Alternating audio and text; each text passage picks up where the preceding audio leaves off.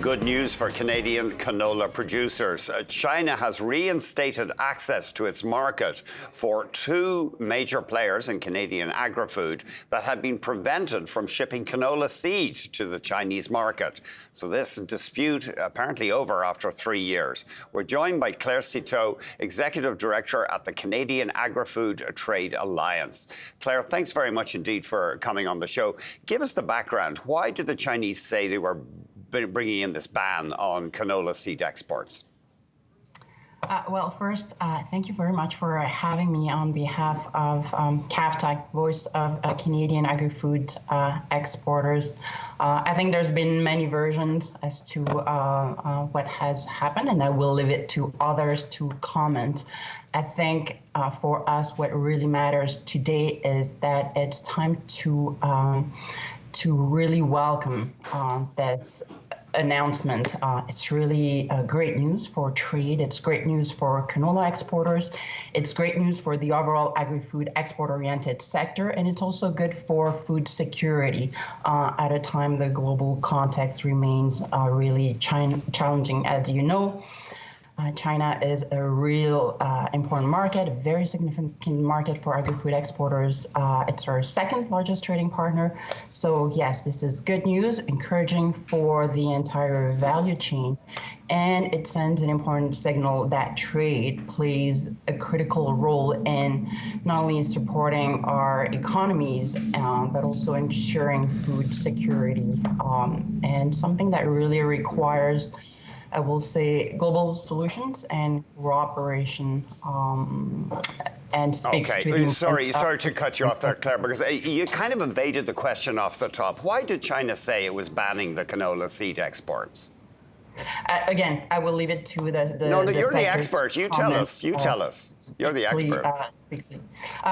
We look at overall agri-food exports. The market access issues per se are really more handled by the canola sector, and the Canola Council of Canada is the association that has been really involved, working very closely with the government, the embassy, those on the ground, the policy makers, and the political side as well. So I will leave it to them to comment on this particular issue. I think it's really not a surprise. However, if you look at what has been happening over the last 3 years, but also over the last 10 and 15, 20 years, an area of major trade liberalization. We've seen tariffs being reduced, but non-tariff barriers go up very quickly for two reasons in particular. First, the policy context is changing. People around the world want to know where their food comes from and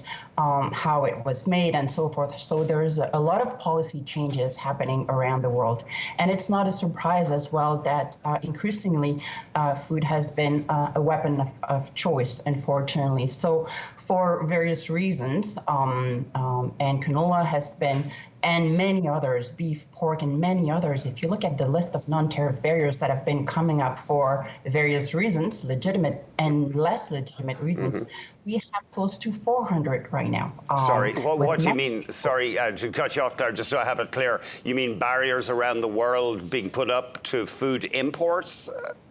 To food imports, yes, for various reasons, legitimate and less legitimate. I will say, in Europe, we have a set of big 5 issues that have been in place, even though the CETA, the Canada-Europe Free Trade Agreement, has been in place for over 5 years now.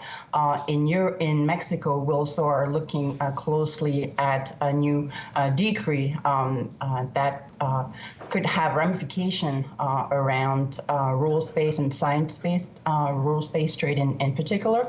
The U.S. is always a market that we monitor very closely. In the UK, the United Kingdom, we do have a set of issues as well. So even more important to really look at the path forward, and the path forward is to really build strong relationships with China, but with other partners as well. Because every time there are tensions, often agri-food is targeted. What we need is more entrenched rules-based trade and ensuring that those rules are more predictable. What about the fact? So we decrease the instability and disruption that has occurred in recent years. Yes. What about the fact, sorry, Claire, that Canada is universally criticised as a violator of trade